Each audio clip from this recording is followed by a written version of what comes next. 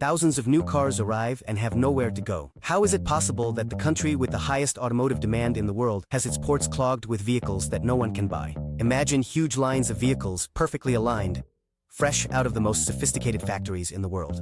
Stranded, not due to mechanical failures, not due to a lack of buyers, but because of a political decision that has unleashed an unprecedented logistical chaos. In recent months, the most important ports in the United States, such as Los Angeles, Baltimore, or New York, have been receiving thousands of imported cars that cannot leave there. Simply put, there is no space to store them nor any way to distribute them without incurring extremely high costs. According to statements gathered by the Financial Times, some ports are almost at 100% capacity, to the point where certain brands have opted to completely halt their shipments. The reason? Importers are not willing to pay the new 25% tariffs imposed on foreign cars. This new tax has become an economic barrier that has frozen the decisions of many companies. And if you're wondering why they don't just withdraw them, the answer is even more unsettling. No one knows if this is temporary or the beginning of a new commercial era. Brands like Aston Martin, Jaguar Land Rover, or Audi have already made a decision to halt their shipments to the United States. And they are not alone. High-level executives in the automotive sector admitted under anonymity that they are entering a wait-and-see and analysis mode. They prefer not to act rather than make a mistake. This phenomenon is not only affecting luxury brands. The consequences are already starting to be felt at local dealerships, which are seeing inventory begin to run low on certain models, while others pile up without being able to leave the port. A disconcerting paradox. And there's something that very few are considering. Cars are not made to be separated for a long time. Prolonged exposure to the weather, humidity, or even the sea dust from the ports can deteriorate the paint, corrode metal parts, and reduce their value in record time. So the question is no longer just why they are piled up, but how long can they withstand being there before losing millions in value? But this is just the surface of the problem. What is really causing this paralysis has a name, a surname, and a high-risk political calculation. It's not a war with tanks or missiles. It's a war of tariffs, percentages, and threats. And the United States is already in the middle of the battlefield. What is happening at the US ports is not an accident, nor is it a logistical failure. It is the direct consequence of an aggressive trade policy that has shaken the entire automotive industry. It all began with the reactivation of a measure that seemed buried. The 25% tariffs on imported cars and their parts, an initiative pushed by former President Donald Trump, which has returned stronger than ever. Although many tariffs on foreign products were temporarily suspended, those in the automotive sector remain firm and are causing havoc. Trump has not hesitated to publicly declare his intention to protect the national automotive industry, but his strategy is having the opposite effect. The fear doesn't just come from the tariff itself, but from the uncertainty. The entire industry is paralyzed by the famous, "What if he changes his mind tomorrow?" Many manufacturers have adopted a wait-and-see strategy, which in business terms is synonymous with panic disguised as diplomacy. The reality is that no one wants to pay the additional 25% for imported cars, especially if there is no clarity on how long these policies will last. A source from the sector, Thor, explained this. Imagine you send 3,000 cars, pay millions in taxes, and the following week the tariffs are removed. You go bankrupt. And this is not a minor issue. We're talking about companies that send thousands of units every month. Just Toyota, for example, sold more than 1 million vehicles in the United States, which were manufactured outside the country. With a 25% tariff, that figure becomes unsustainable. Brands like Audi, Porsche, or BMW, which previously sent vehicles to the United States with 0% tariffs, now face a harsh reality. Europe, thank you, has been charging a 10% tariff on American cars for decades, so it's very unlikely that the United States will return to preferential treatment. The tension is not only economic, but also diplomatic. And as if that weren't enough, the impact is not limited to complete cars. It also applies to parts, which opens a new Pandora's box for the spare parts, repair, and maintenance industry. Damaged door? 25% more expensive. Gearbox? 25% more expensive. An engine assembled in Mexico but with screws made in the United States. Nobody knows how to tax it. That complex, that fragile, that chaotic. This trade war has a barely visible but lethal front. The definition of what is and what is not an imported part. So far, there is no clear guide indicating what is considered a foreign component. Is it a whole part?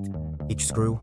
Each sensor? Nobody knows. And as long as they don't know, the brands won't lift a finger. When the rules change without warning, even the most powerful brands are paralyzed. And when they are paralyzed, the market trembles. The climate in the automotive industry is not just one of uncertainty, it's of carefully disguised panic. And I'm not saying it as a metaphor.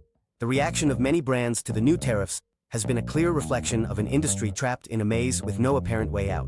Companies like Jaguar, Land Rover, Audi, and Aston Martin have chosen to completely suspend their shipments to the United States. It's not a partial pause or a reduction. It's a total blockade of their logistics to one of the largest markets on the planet. The reason? To avoid paying tariffs while they wait for something to change. But hope is not a strategy. It's the only thing many executives cling to. The economy of the economy. Described it in a brutally honest way. We are all frozen. It's like a game of statues. The one who moves loses. Now, in this scenario, some brands are attempting riskier moves. One of the most talked about is the use of customs warehouses, known as bandit warehouses. These spaces allow goods to be stored without paying the tax until they leave the warehouse. A sort of fiscal limbo. The idea is simple. If the tariffs drop while the car is in the warehouse, they win. If they don't drop, at least they haven't lost yet. But this strategy also has a cost. Keeping vehicles inactive without turnover in such a competitive market means losing value every day. And this is just the tip of the iceberg. There are reports of manufacturers trying to declare specific components as domestic to avoid the 25%, arguing that some parts like screws, nuts, or sensors are made in the United States, even though the rest of the car comes from Asia or Europe. Yes, you read that right.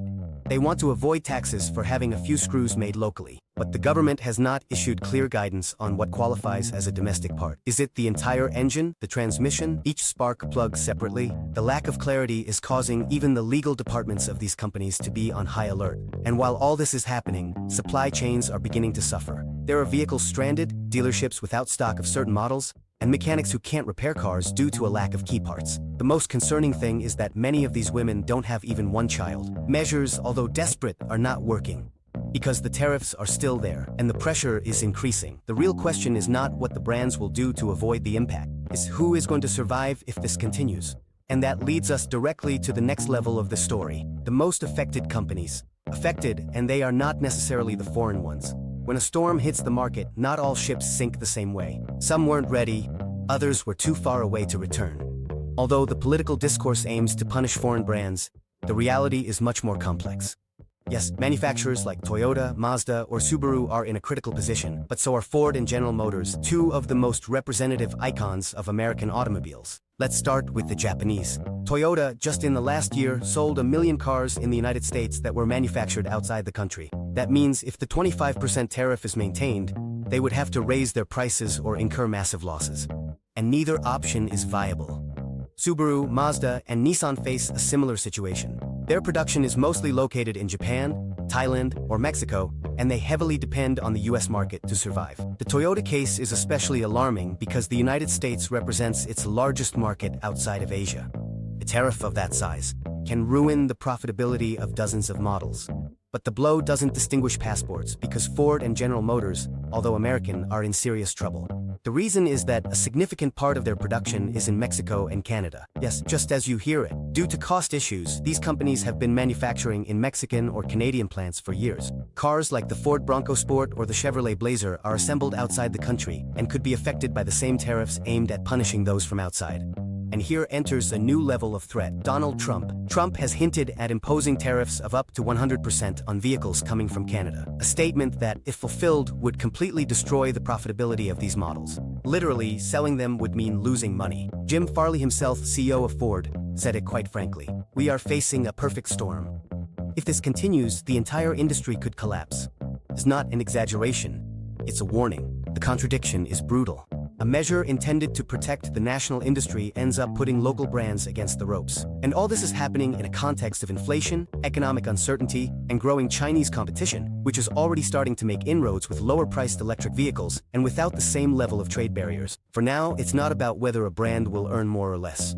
It's about who will be able to survive. The accumulation of new cars at the ports. It's not just a symptom of an aggressive trade policy. It's also the reflection of an industry that is struggling to adapt or disappear. If the 25% tariffs are maintained or even increased, as Donald Trump has threatened, the cost of vehicles in the United States could skyrocket. What today costs $30,000. Tomorrow it could cost $38,000. And that, in a country where auto credit is already under pressure, could cause a severe slowdown in sales. The most likely scenario in the short term is a mix of chaos and adjustment. Some brands will seek to accelerate the relocation of their factories within the United States, a process that requires years and billions in investment. while others will choose to reduce their presence in the country and focus their efforts on markets with less political volatility. But the real risk is not only in the factories, but in the workshops, dealerships, mechanics, and consumers. Spare parts, many of which are produced in Asia, Europe, or Mexico, are also subject to harmony tariffs. If there are no parts, cars cannot be repaired. And if they cannot be repaired, they pile up in workshops and the system collapses. Also, let's not forget Tesla. Although it manufactures on US soil, between 10% and 15% of its components come from abroad. That means it will also be affected by the pandemic.